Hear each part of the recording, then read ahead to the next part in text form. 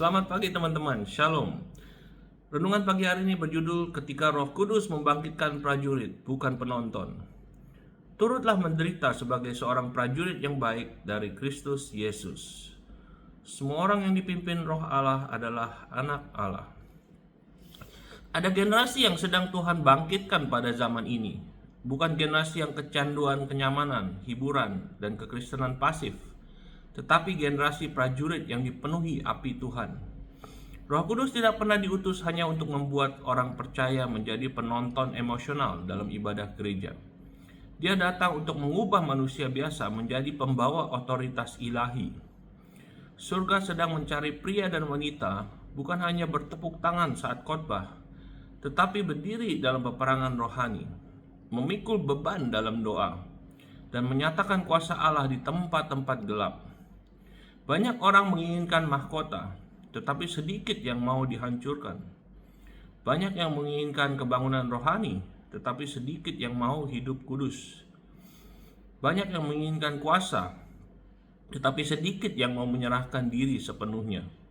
Roh Kudus tidak membangkitkan penggemar, dia membangkitkan prajurit. Poin pertama, prajurit ditempa di tempat tersembunyi. Tetapi jika engkau berdoa, masuklah ke dalam kamarmu. Sebelum Daud berdiri melawan Goliat di depan umum, ia lebih dulu melawan singa dan beruang secara pribadi.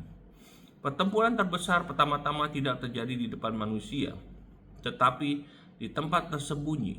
Doa, puasa, air mata, dan ketaatan. Penonton mencari tepuk tangan, prajurit mencari hadirat Tuhan. Roh Kudus melatih orang-orang dalam musim tersembunyi di mana tidak ada seorang pun yang memuji mereka.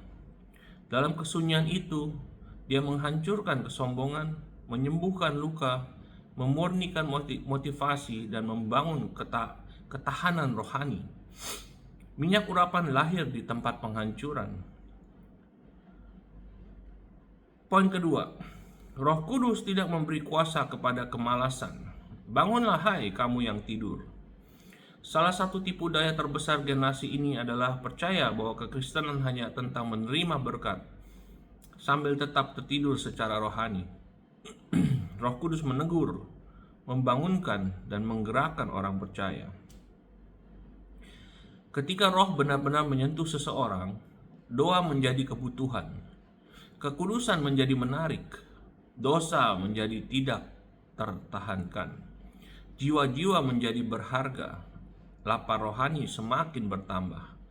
Penonton melihat orang lain berdoa, prajurit menjadi doa itu sendiri.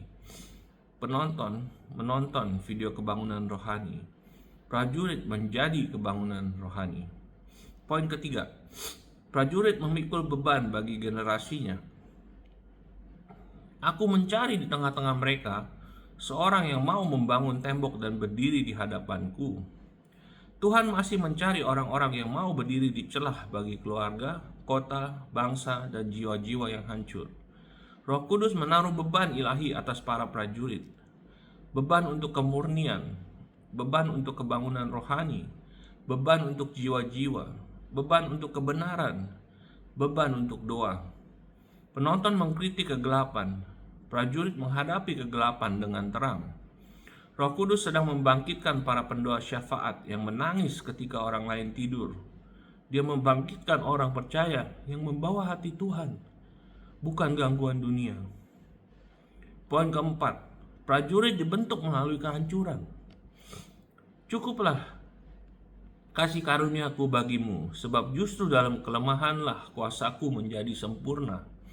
Tuhan sering mengizinkan penghancuran sebelum pengutusan. Mengapa? Karena bejana yang hancur bergantung sepenuhnya kepadanya. Roh Kudus tidak dapat memakai sepenuhnya seseorang yang masih menyembah dirinya sendiri. Kesombongan menolak penyerahan, tetapi kehancuran mengundang kemuliaan. Beberapa prajurit terkuat adalah mereka yang pernah melewati pengkhianatan, penolakan, penundaan, air mata, musim padang gurun. Namun bukannya menjadi pahit, mereka justru menyerahkan diri kepada Tuhan. Rasa sakitmu bisa menjadi persiapan menuju kuasa. Poin kelima, Roh Kudus membangkitkan orang percaya yang takut akan Tuhan, bukan takut manusia. Sebab Allah memberikan kepada kita bukan roh ketakutan. Seorang prajurit bukanlah orang yang tidak memiliki rasa takut. Prajurit adalah orang yang tetap taat kepada Tuhan meskipun ada rasa takut. Roh Kudus memberikan keberanian untuk menyatakan kebenaran di zaman yang penuh kompromi. Generasi ini sangat membutuhkan orang percaya yang tidak malu hidup kudus, tidak malu akan Yesus, tidak malu berdoa, tidak malu akan kebenaran. Gereja mula-mula mengguncang bangsa-bangsa karena mereka membawa api, bukan pertunjukan.